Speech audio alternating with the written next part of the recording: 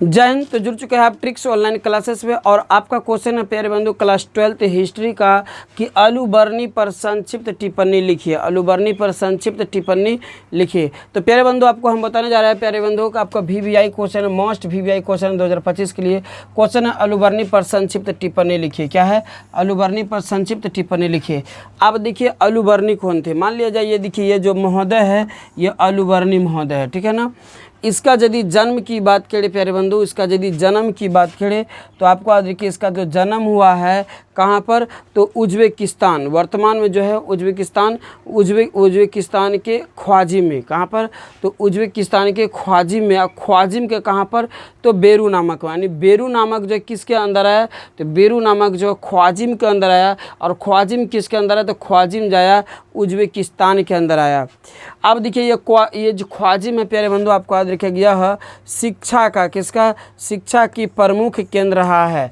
ख्वाजिम क्या रहा है, तो शिक्षा का ये प्रमुख केंद्र है। याद रखिएगा ख्वाजिम क्या रहा है, तो शिक्षा का प्रमुख केंद्र है। सबसे पहले आपको याद रखिएगा कि आलूबर्नी, ये देखिए आलूबर्नी महोदय का जन्म वो बना है, इमेज बना है जो इसको हम दिखा रहे कि इसका जन्म जो है बेरू नामक स्थान पर हुआ था। कब हुआ था?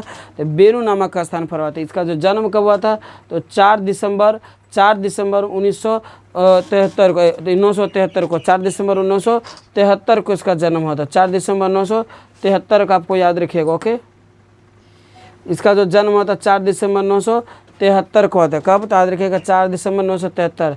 अब कहाँ पर होता है, तो बेरू नामक स्थान है। और यह जो है किसके अंदर आता है, तो यह जो आता है ख्वाजिम के अंदर आता है। किसके अंदर? तो ख्वाजिम के अंदर आता है। और ख्वाजिम किसके अंदर आता है, तो आपको याद रखिएगा ख्वाजिम जो है उज्बेकिस्तान के अंदर आता है। किसके अंतर्गत? उज्बेकिस्तान।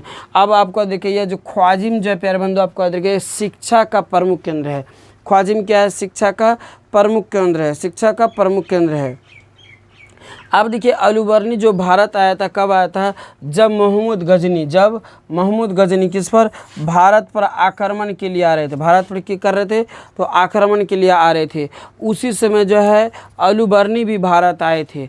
और वह भारत में जो है लगभग 20 वर्षों के आसपास रहा। और इतने वर्षों में लगभग जो है ना लंबे समय के वर्षों में उन्होंने क्या किया कि यहाँ पर 20 पुस्तकें लिखा था। भारत में जो है आलूबर्नी कितने पुस्तक लिखा था, तो आपको याद रखिएगा भारत में जो है आलूबर्नी आपको याद रखिएगा बंधु 20 पुस्तकें लिखा था।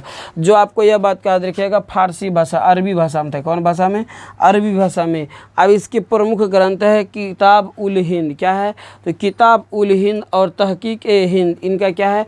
प्रमुख पुस्तकें हैं। और इतने पुस्तक लिखने के बाद जो है प्यारे बंधु आपको याद रखिएगा कुछ समय के बाद जो है इनके 70 वर्ष के आयु में, कितनी? 70 वर्ष के आयु में, ठीक है ना, 1048 ईस्वी में उनका क्या होगा प्यारे बंधु, तो मृत्यु हो गया। क्या आप लोगों को ऐसा समझ में आया? ये डायग्राम को आप उतार लीजिए। ये हम दिखा रहे हैं कि ये बेरू जो है ख्वाजिम के अंदर है। और ख्वाजिम जो है आपका उज्बेकिस्तान के अंदर है। मतलब नहीं समझे?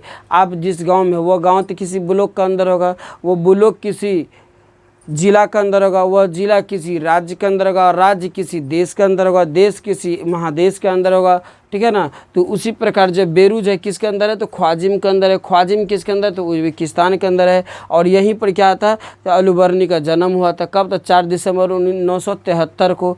आज देखिए ख्वाजिम शिक्षा का केंद्र था, इसलिए यहाँ पर इन्होंने शिक्षा ग्रहण किया और एक बहुत विख्यात प्रसिद्ध वैज्ञानिक के रूप में साबित हुआ। यह साबित होने के बाद जो प्यारे बंधु आपको याद रखिएगा जब भारत पर मोहम्मद गजनी आक्रमण के लिए आ रहे थे, तो उसी समय जो है मोहम्मद गजनी जब भारत पर आक्रमण करने आ रहे थे, तो उसी समय आलूबर्नी भारत आए और यहाँ लंबे समय तक रहा और 20 पुस्तकें लिखा। कितने पुस्तकें? 20 पुस्तकें। कौन भाषा में? तो अरबी भाषा में लिखा था बंधु, ठीक है, अरबी भाषा में। इसके प्रमुख पुस्तक था किताब उल हिंद और तहकीक ए हिंद। क्या था? किताब उल हिंद, तहकीक ए हिंद, ठीक है। क्या आप स्क्रीनशॉट कर लीजिए और परिभाषा लिख पाइएगा? यस या नो जरूर लिखिएगा प्यारे बंधु, क्योंकि आप जुड़े हैं ट्रिक्स ऑनलाइन क्लासेस को, तो आपको हर क्वेश्चन को ट्रिक्स ऑनलाइन विधि से ही पढ़ाया जाएगा। जय हिंद, जय भारत।